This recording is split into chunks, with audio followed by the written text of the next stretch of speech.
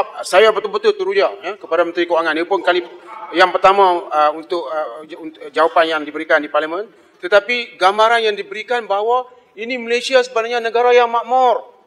Tidak mungkin negara ini boleh bankrupt. Jadi Yang Berhormat kena terang kepada kami, apakah sebenarnya tomahan yang mengatakan negara ini bankrupt yang dibuat oleh bekas Menteri Kewangan dan juga Menteri-Menteri PH dahulu, bahawa sebenarnya itu adalah pembohongan yang mutlak. Kami nak tahu itu. Sebab sekarang rakyat nak mendengar ni, bahawa satu demi satu pembohongan yang mereka buat itu, sebenarnya sekarang ini sudah menjadi kenyataan bahawa Malaysia adalah negara yang makmur. Terima kasih. Faham, Nek? Silakan Yang Berhormat Menteri. Okay, terima kasih Yang Berhormat. Secara umumnya, ukuran sama ada kedudukan kewangan kerajaan masih solvent atau tidak bankrupt dapat diukur berdasarkan keupayaan kerajaan dalam membuat bayaran hutang, ya, mengikut masa yang ditetapkan. Sehingga kini kerajaan tidak pernah gagal dalam membiayai semula serta refinance ataupun membayar hutang. Jadi pada masa ini kerajaan mempunyai dua kaedah pengurusan disiplin fiskal, ya, iaitu disiplin secara perundangan ataupun secara pentadbiran ataupun self-disiplin, ya, dengan izin. Pertama, kawalan disiplin fiskal melalui Akta yang seperti saya sebut tadi. Ini adalah penetapan had statutory peratusan hutang kepada KDNK. Yang seperti mana saya sebut tadi lah 55%. Dan juga terimaan pinjaman hanya boleh digunakan untuk bayaran balik hutang dan juga perbelanjaan pembangunan, which is DE, Development Expenditure. Kedua, kawalan secara pentadbiran. Ini self-imposed, ya, termasuk bayaran khidmat hutang tidak melebihi 15% daripada hasil. Jadi sasaran konsolidasi defisit di bawah 400 pada KDNK dalam jangka sederhana akan diutamakan. Tapi yang data yang diadakan pada yang saya ada sekarang, our debt service coverage ratio ataupun dengan izin, ya, debt service coverage ratio ialah sebanyak 35 bilion ringgit, itu 14.4% revenue ataupun 2.4% GDP. Jadi jadi jawapan saya ialah kedudukan kewangan kerajaan masih tidak bankrupt. Kerana lama dengar. Kerana kita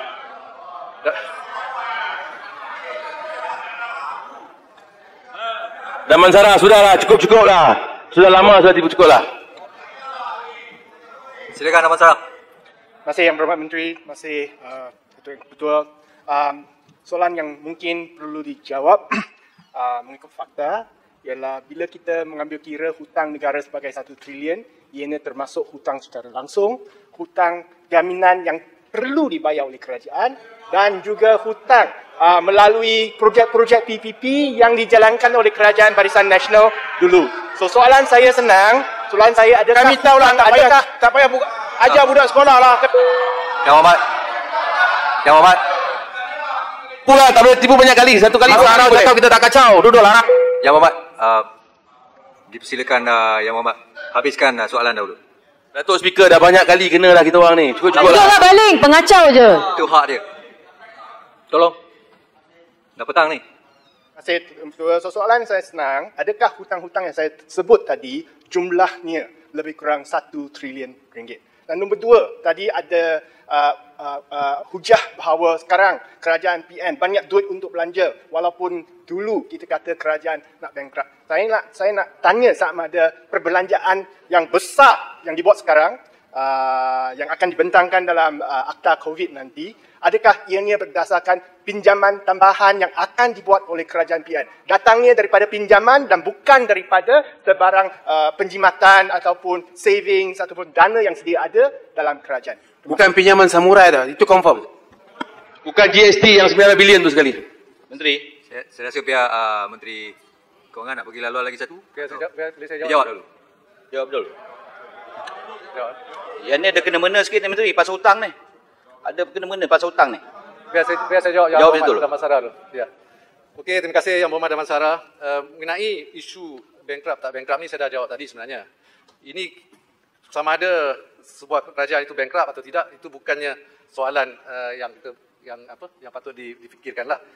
Yang sebenarnya dari segi hutang yang dimaklumkan oleh Yang Berhormat Daman Sarah, sekarang ini masa sekarang hal hutang keseluruhan negara ialah dalam lingkungan 854 bilion ringgit, ya.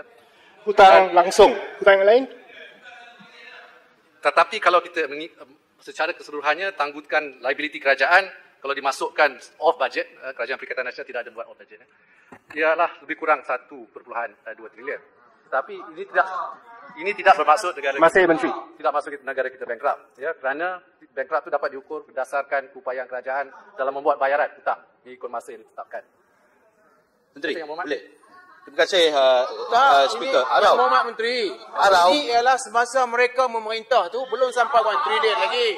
Sekarang ni baru sampai. Arau nak ajar menteri je macam mana nak buat kerja. Dia berhutang 140 Di mana satu ni? jangan Jelebu. senyum, ada masalah. Menteri bagi kat Jelebu. Isunya soal kebankruptan. Jadi apa? Are we bankrupt or not? Are we going to be bankrupt or not? We are not. That is the issue. Yang Berhormat Jelebu silakan. Okey, Yang Berhormat Menteri. Saya teliti jawapan Yang Berhormat Menteri kata hutang kita ada 868 bilion sekarang.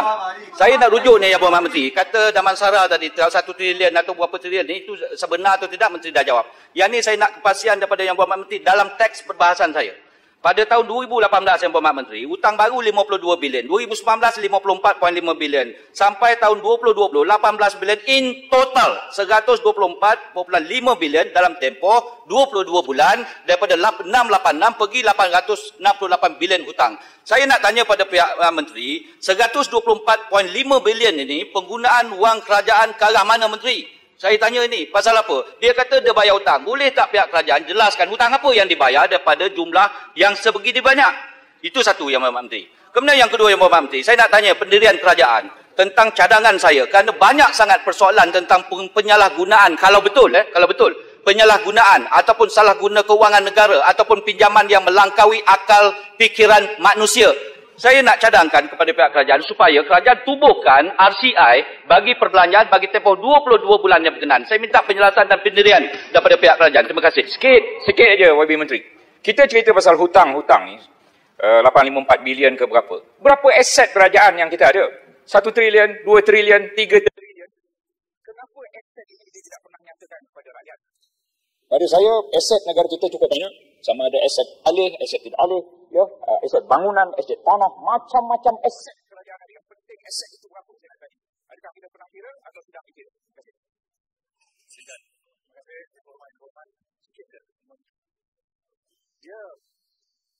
Tidak masalah kalau kita mahu satu periode. Kita asingkan hutang jaminan kerajaan. Ada aset backing. Ada aset backing. Jaminan kerajaan hutang itu. Kalau hutang tak dibayar, barulah kerajaan akan jamin. Tapi hutang itu ada aset backing yang kuat.